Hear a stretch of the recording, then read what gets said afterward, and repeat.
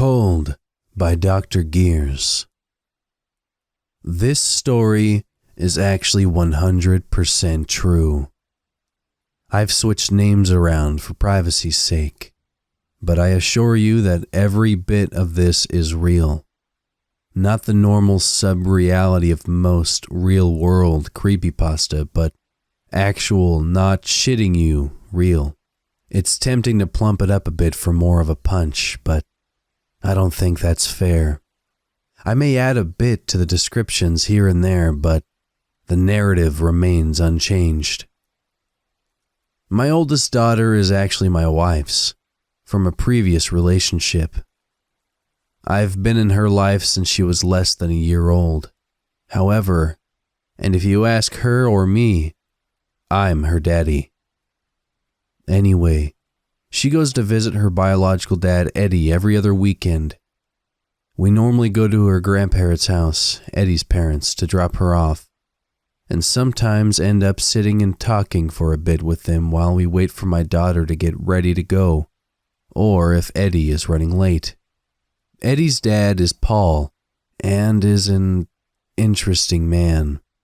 A Vietnam vet, he's a big bear of a man, and seems to have a similar personality to a rather large dog. One who looks like he'd rip your face off, but has a heart of pure marshmallow cream. He also, apparently, has a very healthy fascination with the paranormal, as we discovered during one of our little conversations. It was shortly after White Noise had come out on video, which we had recently seen, and we had drifted to the topic of EVP, electronic voice phenomenon in general. The idea of recording the voices of the departed on tape was both fascinating and rather creepy, and seemed easy enough to try. Paul was silent but listened intently as we talked, and nodded along as his wife stepped in to tell us about a road past a haunted house. Supposedly, you could hear the sound of a dragging shovel if you parked on the road around dusk. The same shovel that the former farmer had used to decapitate his family before hanging himself. As soon as she finished, Paul spoke up, saying, "Let me show you something." He went to collect a small cassette tape player and put it on the coffee table. He smiled, then said that many years ago his mom had become very sick. Paul said his brother Bill had been trying to take care of her, but eventually hospice had to be called in as she continued to decline. When she passed, both brothers were devastated, but set about the morbid task of laying her to rest as best they could. The funeral was suitably gloomy, with rain and gathering storm clouds, and the little hillside plot looked obscenely lonely under the dark clouds. The mourners left cold, muddy, and even more depressed. The storm hit hard that night, pushing trees and knocking out power for a good portion of the area, Paul's house included. They spent a candle-lit night listening to the wind howl and the rain claw at the windows. In the morning, Paul woke to his now restored phone ringing. Bill was on the other end, sounding very worked up, and told him he needed to get over to his house right now. Paul asked what was wrong, but Bill just said it'd be easier if he just came. He dressed quickly and set out, sidling around trees, downed power lines and work crews. Bill was waiting on his front porch. He quickly pulled Paul inside, asking if he'd gotten any calls last night. Paul said no, that a tree had taken out all his lines, and they'd just gotten service back that morning. Bill said that after the funeral, he'd driven around for a while just clearing his head, or trying to. When the weather turned especially bad, he'd headed for home. As he'd gotten out in the driveway, he had heard his phone ringing inside. Bill ran in, just in time to hear the beep of the answering machine as it finished taking a message. Before he'd been able to take off his soaking coat and shoes, the power had died, and he'd been unable to check his messages until that morning.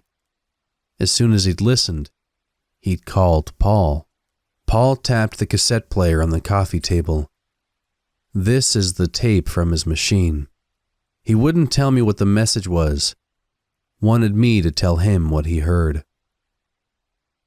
He grinned that one smile that people use around a campfire in the gloom of night and pressed play.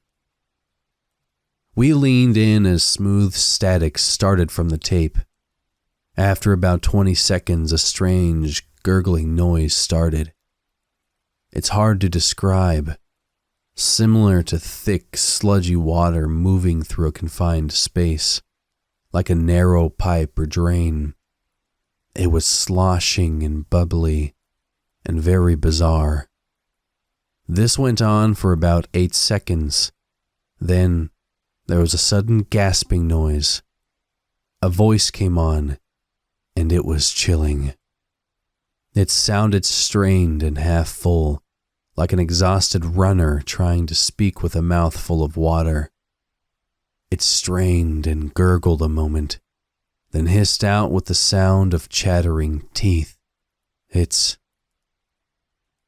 cold. The sloshing returned for a few seconds. Then the tape ended. I stared at Paul, asking, "The hell was that?" He smiled, saying that he'd asked the same thing. They listened to it 3 more times, just to be sure what they were hearing. It wasn't the strangeness of the tape that had struck them so much, and had sent Bill and Paul hunting for alcohol at 8 in the morning. It was a familiarity.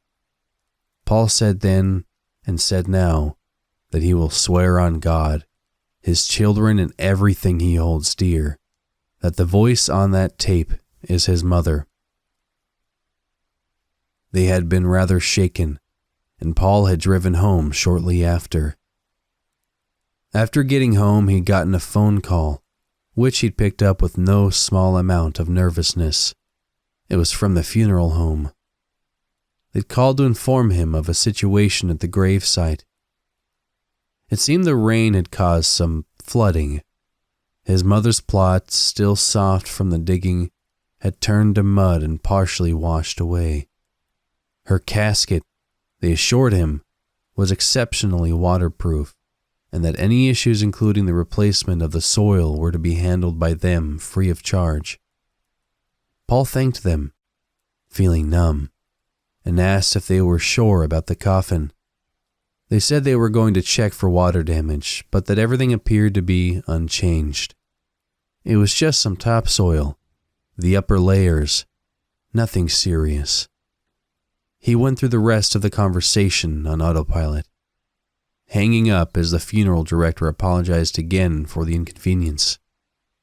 Paul just sat, wondering how waterproof it really was in a coffin, about how it would feel to be trapped, slowly sinking in a tide of sludgy mud, about how a soul, perhaps not entirely divorced from the body yet, might react to that cold, clinging grime, about how it might even call for help. My daughter picked this moment to come bounding in, long on sugar and short on sleep.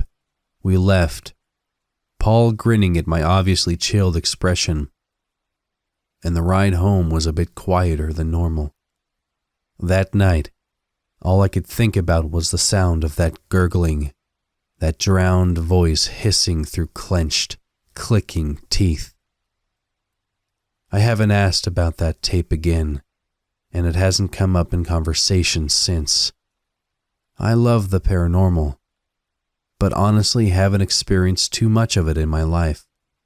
A few odd noises in the night, a UFO in the middle of the day, and one unidentified animal in the woods comprise the sum total of my experience. I can't say what that tape is. I can't even say if it's real or not. All I can say is that my interest in EVP has been drastically reduced. If you enjoyed the story, please consider subscribing.